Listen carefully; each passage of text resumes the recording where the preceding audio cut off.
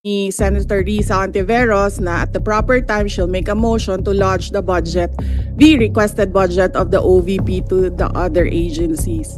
Let me just quote Senator Risa during the Akbayan Congress. I will certainly, if you request, Madam Chair, repeat my question dahil walang kinalaman sa kasasabi lang ng VP ngayon. Alam nating lahat na miyembro ng iba't ibang partido, yung speeches natin sa ating mga kamiyembro sa mga party congresses ay hiwalay na event dito sa budget debates. So, ang problema niya kasi nakalagay yung pangalan ko doon sa libro. I don't appreciate this kind of attitude, Madam Chair.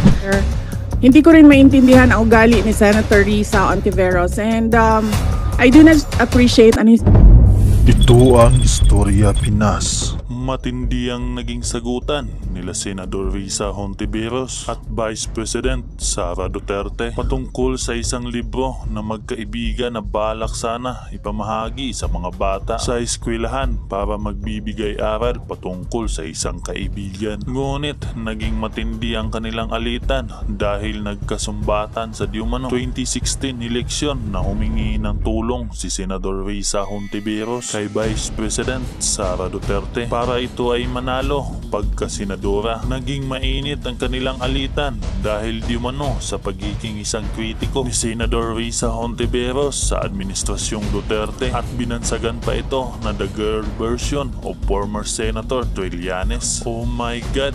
Grabe to. Tama lang ba ang ginawa ni Senador Risa Hontiveros? Tama lang ba na nakisawsaw pa si Senator Risa sa budget hearing ng Committee on Finance ni Senator Guispo? Tama lang ba na sinumbatan ni Vice President Sara Duterte ang pagtulong na ginawa niya noong nakaraang eleksyon para manalo si Senator Risa Hontiveros? O tama lang ba na tinulungan ni Vice President Sara Duterte si Senator Risa? O puno na ito ng pagsisisi kaya panoorin natin ang video? Okay, ma'am, other issue. Tukol dun sa naging hearing ng budget ng OVP, nagulat ba kayo? Inappropriate ba yung naging behavior o actuation ni Vice President Sara dun sa valid na tanong nyo? May kaugnayan dun sa, ang pinag-uusapan pa naman yung libro na ang title ay Isang Kaibigan. Very inappropriate talaga. Nagitla nga ako physically, napaganon ako kasi nagtatanong ako una ng mukhang duplication ng appropriations for programs na gustong gawin ng kanyang opisina, pero katulad, so parang duplicating yung mga kasalukuyan ng mga programa ng mga departamento. And by the way, hindi ito yung unang pagkakataon na ni-raise ko yung issue yan. So, hindi pwedeng sabihin ngayon lang. Na-raise ko na rin yan dati, no, sa NTF-LCAC na, andyan naman na yung ganito at ganyang department, gumagawa ng ganyang mga programa in partnership sa mga LGU. So, bakit hindi dun na lang sa mga departments ilagak? Same principle dito sa OVP. At least nung simula, ang sagot niya ay magbabaw daw siya sa wisdom ng Kongreso kaugnay ng budget. Bagamat may pitik siya dun sa isang department na political daw. Yung pangalawang tanong ko, hindi na siya nagbabow down sa with wisdom of the Senate. At ang tinanong ko lang naman ay very fair din dahil may 100 million peso worth na programa, yung kanyang opisina, tungkol sa pagmumudmod ng mga 1 million bags sa mga bata sa mga hard-to-reach communities at may kasamang tree planting. At ang itinanong ko ay yung 10 million peso item within that 100 million peso program budget na magdidistribute ng isang libro na siya ang sumulat pero gagamitin ang government funds, ang taxpayers' money para ipamudmod. So, napakatamang at tingin ko dapat lamang natanong, pero ganun ang naging sagot niya. So, ma'am, harangin niyo ba yung 10 million allocation for that book na sinulat ni BP Sara?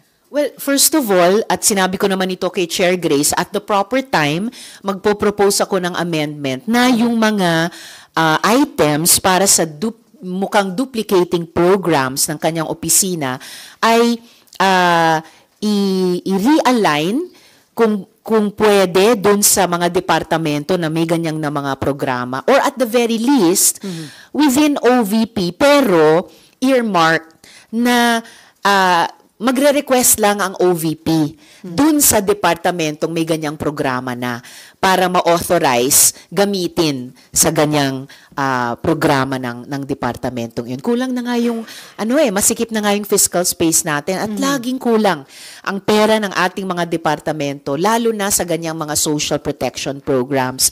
Yung may kinalaman sa medical and burial, may kinalaman sa disaster resilience, may kinalaman sa trabaho at hanap buhay at saka isa pang item. And as for the 10 million peso item para sa libro, well, I think in principle improper request yan. Dahil kung meron kang sinulat na libro, kung ikaw ang sumulat niyan, hindi dapat gamitan ng government funds at taxpayers' money para ipamudmod. So, ma'am, ipapa-realign nyo yan? I think it's a proper item for realignment. Ma'am, parang dumating pa sa punto na sinumbatan kayo ni BP Sara doon sa hiningi niyong tulong during the campaign period. So, parang nagsisisi ka ba na hiningi mo pa yung tulong before? Ano naramdaman niyo nung sumbatan kay ni BP Sara? Ang naramdaman ko ay pagkagitla na naman. Ano naman ang kinalaman ng kwento niyang iyan, na kwento na niya dati, sa tinanong kong budget questions. Dinamay pa niya yung opening ceremony ng aming Akbayan Party Congress na wala rin kinalaman sa budget ng OVP.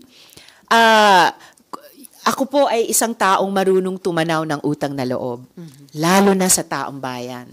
Pero kung umantong ang isang administrasyon sa patayan or paglustay ng kaban ng bayan, ibang usapin na yan. Anyway, sinabi ni VP Sara, hindi naman niya ako tinulungan. So, ano yung isinusumbat niya? Actually, ang alaala ko sa pagkita namin noon, kasi tuwing pupunta ako sa Davao, whether nung rep pa ako ng Akbayan sa House or ngayon nagtatrabaho sa Senado, SOP magko-courtesy call sa local chief executive. And what I remember very clearly nung 2016 pagkita namin, nagpasalamat ako sa kanya dahil sa suporta ng Davao City Government sa kampanya ng Akbayan laban sa aerial spraying at saka sa GMO. So yun yung pinaka-naalala kong usap namin, dalawang agricultural issue. So, hindi ko talaga maisip paano konektado yung lumang kwento niyang yun at yung ganyang sumbat sa budget question sa kanyang opisina na hindi naman niya nasagot ng maayos. Before Mayan, ma'am, yung ganung panunumbat, pagpapakita ito na anong klaseng opisyal ang ating pangalawang Pangulo? Well, lahat kami. Kung paano kami magsalita at kung paano kami kumilos or kung ano yung hindi namin ginawa na dapat namin ginawa, dun yung nakikita yung pagkatao namin. And then sabi niyo nga, masikip yung fiscal space. Yes. Sobra bang malaki yung more than 2 billion budget ng OVP? Well, actually, now that you mentioned it, ang 2 billion plus budget request ng OVP, mga triple po yan ng pinakamalaki pa yatang hiningi ng OVP during the previous administrations. Kasi 500 million naman. Yes. Okay, Mayan. Ma'am, so, for the record, ipapa-realign niyo yung 10 million pesos para doon sa Isang kaibigan. Opo, at the proper time, sa period of amendments, magpo-propose po ako ng amendment dun sa items ng program sa OVP na katulad lamang, no? Dun sa mga programa ng mga line agencies natin, including DSWD, DOH, DOLE. And yung item ng 10 million pesos para sa pagmumudmod ng mga kopya ng isang kaibigan ay puproposan ko rin po ng amendment. Yun naman ang purpose ng interpellation sa hearing para i-explore. Ang pagkatanong ko pa nga nung unang tanong ay magiging willing ba ang VP na i-realign yung items na yon na mukhang duplication ng existing programs ng ibang department. Tama, diba? Ang mali is ibili niya yung 10 million ng librong gawa niya. Yes. What if she donates it, but uses the 10 million for transportation and still mamumudmud siya? Will that be allowed? Hindi ko alam kung aabot sa 10 million ang pamumudmud, ang transportation para lamang sa pamumudmod. Pero ang current budget item request ay para ipamudmod yung mga kopya ng isang kaibigan dun sa 1 milyong mga bata. At siya pa yung nagbanggit na yung mga batang yun ay may magulang, yung mga magulang yun ay boboto. Hindi naman ako nag-interpolate ng budget ng COMELEC, budget ng OVP. Yung ini-interpolate ko kahapon sa hearing. So, bakit siya nagbabanggit ng boboto? Yan ba ay nasa mandate ng OVP? Ewan ko lang. Ma'am, kung ipapalipat niyo yung budget ng ibang OVP programs na parang duplicate nga po, yung sabi niyo earmark, paano po? If ever, kunwari, may humingi ng burial assistance sa OVP, pwede silang humingi sa DSWD? At ngayon, kasalukuyan humihingi na sila ng ganon sa DSWD dahil yung DSWD, yung tamang departamento na may ganoong program. Kaya magaan sa loob ng Kongreso na i-appropriate yung budget items na ganon para sa DSWD kasi meron talaga silang programang burial assistance. I mean, OVP hihingi ng budget sa DSWD kung may humingi sa OVP ng burial or medical assistance? O, parang I-refer. magka-craft kami ng tamang budget language at magkakaroon ng tamang mechanism na yung na-request na budget item na to ng OVP, kung hindi man mailipat sa ibang department, pero andun sa isang fund na ire-request ng OVP sa DSWD, in this example, na pwede na gastusin para sa burial assistance. 2 more na lang. Did you really ask for her help noong 2016? Para po... I can't remember if I did, and even if I did, sabi niya, hindi naman niya ako tinulungan, but importante sa akin, kasi ang memory ko is visual. I remember thanking her for supporting yung 2 agricultural advocacies namin sa Akbayan. And for sure, I went to see her kasi courtesy call ko yun sa local chief executive. Yes na po. Yung sabi niyo kahapon, hindi niyo na-appreciate yung attitude. Yes. Did you wish she was kinder? Oh, I don't need for her to be kind. Ano lang, institutional courtesy lang. Kasi gaya ng nabanggit ko kahapon sa hearing, kami sa Senate, we strive to give institutional courtesy sa mga counterparts namin sa executive. And at the very least, yun yung dapat nilang ibigay sa amin. Lalo na pumupunta sila dito para humingi ng suporta namin sa requested budget nila. Ma'am, doon sa nangyari kahapon, di ba sabi ni VP Sara, pinupoliticize, pero siya naglagay ng kulay politika doon sa pagsagot sa inyo. Hindi ko pinupoliticize yung budget hearing. Tama yung sinabi ni Chair Grace sa kanyang balance na pag-chair ng budget hearing namin na tawag nito alam niya na may mga histories kaming lahat in that room sa iba't iba sa amin. Pero proper question sa budget, yung 2 kong tanong. Okay, Marlon. Nakakuha na po kayo ng libro na napadala na po. Ang sabi niya, bibigyan niya kaming lahat ngayong araw. So, pagbibigyan ko siya ngayong maghapon. Gusto niyo ba may dedication? Hindi naman. Na-overdose na ako sa dedication kahapon. Doon po kasi, I don't know if you have seen some photos sa social media ng libro. Kasi Yes. it appeared doon sa back page, merong mukha niya. Tapos, siya ay 15th Vice President of the country, All about a former Mayor of Davao, and a former Deputy Secretary. Tapos yung last sentence is, isa siyang kaibigan. Do you think anong purpose nung libro na yon? Well, obviously, the purpose is to magpakilala sa sarili niya sa mga bata na bibigyan ng librong yan sa mga bahay nila sa hard-to-reach areas. Sa mga bata lang, sa magulang na bata. Well, nung maliliit yung mga anak ko, pag may mga libro sila or school bag, kasi bag ang ibibigay, di ba? So, pag may mga bag silang inuuwi from school after class, syempre tinitignan ko rin. And of course, makikita ko rin yung laman ng bag nila. Sinasabi mo, ma'am, yung printing pala noon will cost 50 pesos per copy according to the Office of the Vice President. Kaya nag-allocate ng 10 million. Well, ang punto lang kasi, textbook ba yan? Approved ba ng DepEd? Naku, kung pag-usapan natin yung textbook problem ng DepEd yung nakaraang 2 taon, ang daming problema, di ba? So bakit inuna ang isang personally authored, kung siya ang sumulat niyan, personally authored na libro? 10 million, maliit kung sa textbooks kabuang budget ng DepEd, pero hindi siya barya.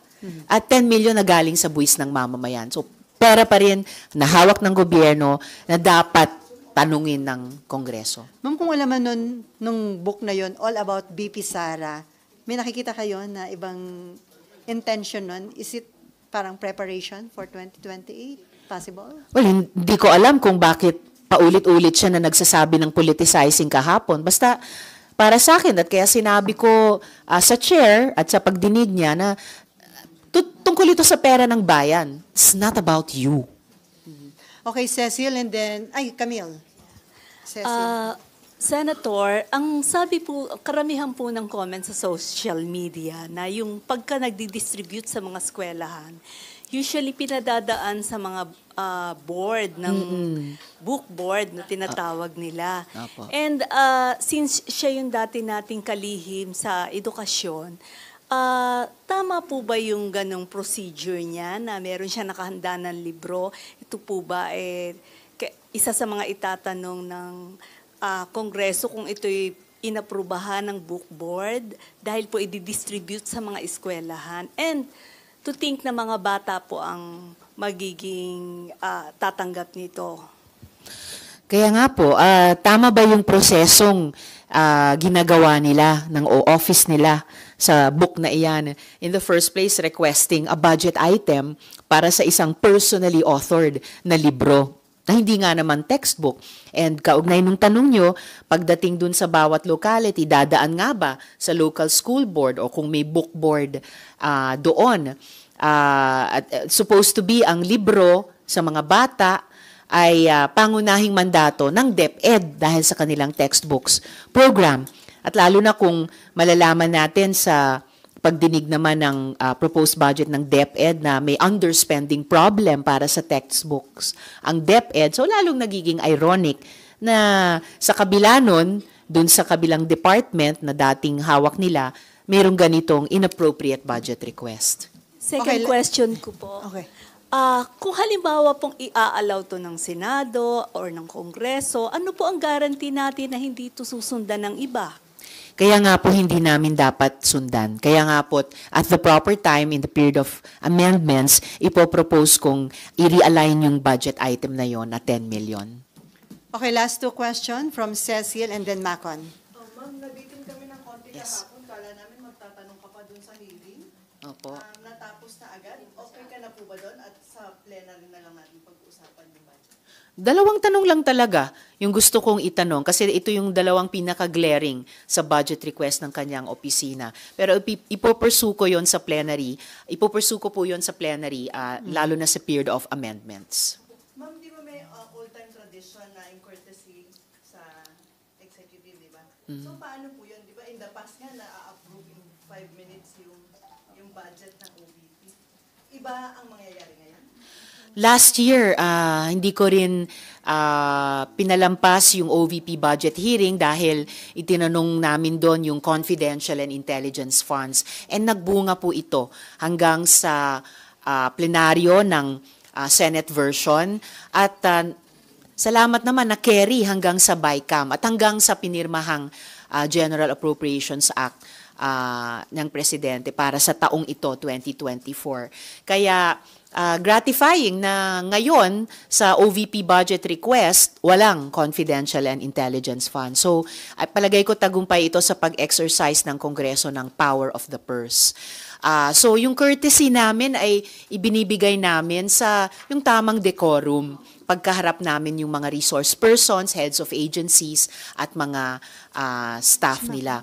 Ang courtesy hindi naman kailangang ibig sabihin na hindi namin gagawin yung aming tungkulin. In fact, that would be discourteous. Doon naman sa mga mamamayan na galing sa buwis natin itong ina-appropriate naming budget. Last na, other than yung sabi natin walang CIF ang OVP, may iba ka ba po bang agency na nakita na mataas yung CIF for Titignan po namin sa pagdinig ng bawat proposed budget ng mga agencies. At least dahil sa interventions namin, lalo na sa simula ng Senate Minority kasama ng Minority Leader Sen Coco Pimentel, at least talagang na-shine na ng spotlight, lalo na yung confidential funds na ironically mas maluwag pa ang pag-treat doon kesa pa sa intelligence funds sa ating budget process. So, magandang area na nabuksan namin iyan, yung debate laban sa Confi and Intel funds para sa patuloy na budget reforms sa panig namin sa Kongreso, and na ang outcome sana ay alang-alang sa mamamayan at taxpayers, mas tamang pag-appropriate at paggastos ng pera ng ating bayan. 12:04 na. So last question from Macon and then Daniel. Habol si Daniel. Ma'am, don't you see this as early political campaigning? Kasi nandun yung mukha niya, nandun yung accomplishments. Plus, Well, yan ang isang napaka-fair na tanong. Nawalang sagot. Nawala pang Maraming sagot. nagtatanong nun. Tinanong nyo yan at very fair na tanong yan at nababasa ko po sa comments ng maraming netizens natin. At actually kaugnay sa isang tanong kanina na bakit ngayon lang, 'di ba? Kung talagang magmumudmod ng libro sa mga bata, bakit ngayon lang? Bakit hindi nung 2022 or nakaraang taon? Bakit ngayon? Siguro, yung mga nagtatanong ng gano'n ay naiisip, ngayong taon ay bisperas ng isang importanteng proseso. Kaya ko sinabing fair question at maraming nagtatanong po nun. Okay, last question from Daniel.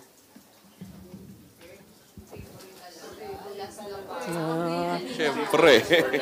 My adopted son. In-announce na, live yan. Ano kayo?